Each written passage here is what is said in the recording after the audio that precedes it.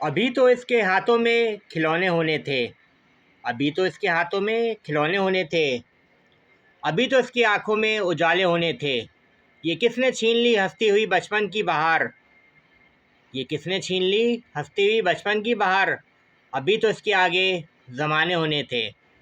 मैं बात करने जा रहा हूँ 9 साला हानिया अहमद की मौत का वाक़या। मौत जो इनके साथ पाकिस्तान में चकवाल में ये इंसिडेंट पेश आया। ये ऑस्ट्रेलिया की शहरियत रखती थी और पाकिस्तान घूमने फिरने अपने प्यारों से मिलने आई थी। 9 साला हानिया को क्यों मारा गया? क्या हर पाकिस्तानी की जान बराबर कीमती है या नहीं? चकवाल सानिया इंसाफ कब मिलेगा? अस्सलाम वालेकुम दोस्तों, मैं हूँ मौज़म अंसारी और आप देख रहे हैं मुझे मेरे YouTube channel the real talk podcast के ऊपर, जहाँ बात होती है विदाउट फ़िल्टर, बिना किसी झिझक के क्लियर बात करता हूँ और क्लियर चीज़ें बताता हूँ।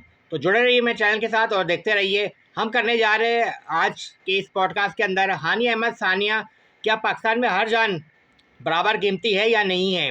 मैं हूँ मौज़म अंसारी और आप देख रहे हैं द रियल टॉक पॉडकास्ट। आज हम एक ऐसे वाक़ये पर बात करने जा रहे हैं जिसने ना सिर्फ पाकिस्तानी बल्कि पूरी दुनिया में बसने वाले पाकिस्तानी को हिला कर रख दिया है। एक मासूम बच्ची जिसकी आंखों में ख्वाब थे, जिसके चेहरे पे मुस्कुराहट थी, जी बिल्कुल, और जो अपने वालिदैन के साथ ऑस्ट्रेलिया से पाकिस्तान सिर्फ अपने रिश्तेदारों से मिलने और छुट्टियां गुजारने आई थी। लेकिन क्या पता था, किसको पता था, किसने सोचा था, और ये क्या सोचा और सोचा भी नहीं था कि ये सफ़र इसकी ज़िंदगी का आखिरी सफ़र साबित होगा। नाज़रीन, जी बिल्कुल, रिपोर्ट्स के मुताबिक हानिया अहमद अपने वालिदैन और भाई के साथ चकवाल में अपने अजीज़ों के घर मौजूद थीं। रात के वक्त ख़ानदान के लोग गाड़ी में निकले, शायद घूमने फिरने निकले अहले खाना समेत।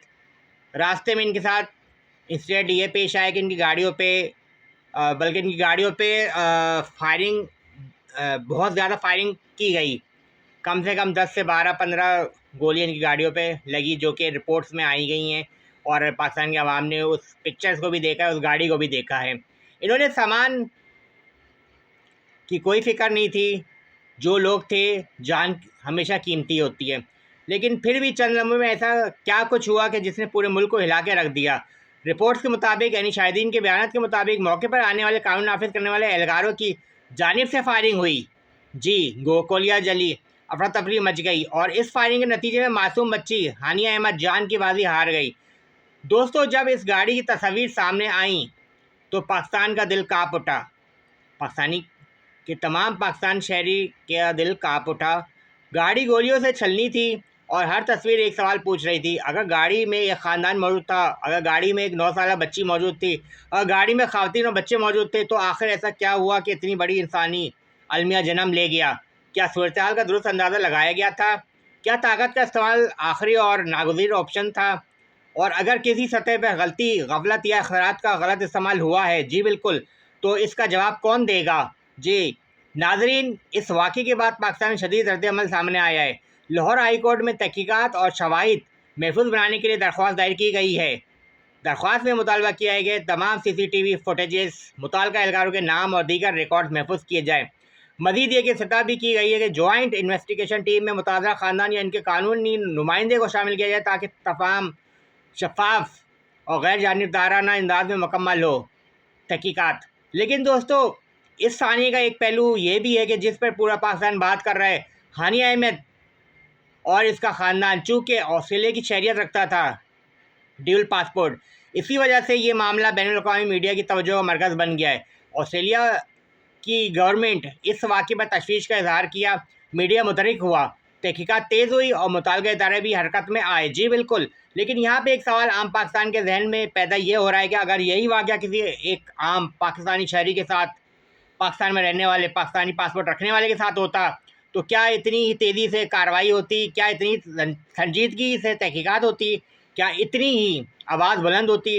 ये सवाल शायद तल्ख़ हो, लेकिन ये सवाल मौजूद है और इसका जवाब हमारे निज़ाम को देना होगा, क्योंकि आइन ने पाकिस्तान की नज़र में हर शहरी बराबर है। जी बिल्कुल, इंसाफ किसी की शहरियत नहीं देखता, इंसाफ किसी की पासपोर्ट नहीं देखता, इंसाफ किसी का हक़ और सच देखता है।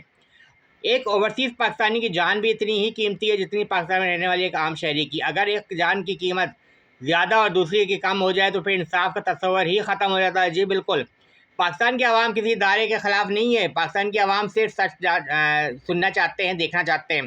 पाकिस्तान की आवाम सिर्फ इंसाफ चाहते हैं। अगर गलती हुई है तो सच सामने आना चाहिए, अगर गफलत हुई है तो जवाबदेही होनी चाहिए।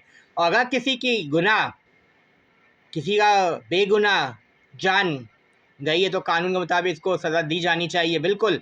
क्योंकि इंसाफ सिर्फ होना काफ़ी नहीं होता है, इंसाफ होता हुआ नज़र भी आना चाहिए। आज एक बाप अपनी बेटी के लिए इंसाफ मांग रहा है, एक माँ अपनी बेटी के याद में रो रही है, एक भाई अपनी बहन को ढूंढ रहा है, और पूरा पाकिस्तान एक ही सवाल पूछ रहा है, क्या हानिया अहमद को इंसाफ मिलेगा?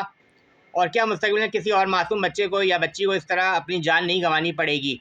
हम दुआ करते हैं कि अल्लाह ताला हानिया अहमद को जन्नतुल फिरदौस में जगह अता फरमाए और इनके अहले खाने को सब्र जमील अता फरमाए, और पाकिस्तान में ऐसा निज़ाम राइज हो कि नेक्स्ट टाइम कभी ऐसी गलती पाकिस्तान में किसी के साथ भी पेश न आए। हर शहरी खुद को महफूज महसूस करे।